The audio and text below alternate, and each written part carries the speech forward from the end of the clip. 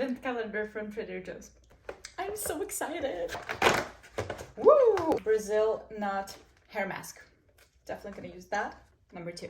What is that? Neroli bamboo shave cream. Okay. Vitamin C for men body butter. With glycolic acid. Number 4. Gingerbread cookie moisturizing lip balm. Number 5.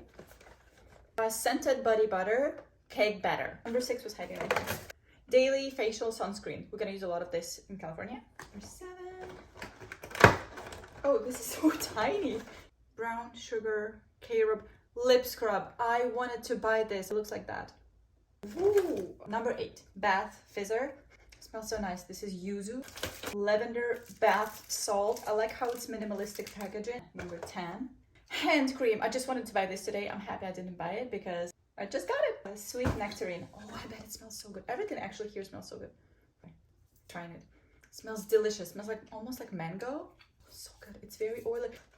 I don't want this to end. Exfoliating sugar scrub cube.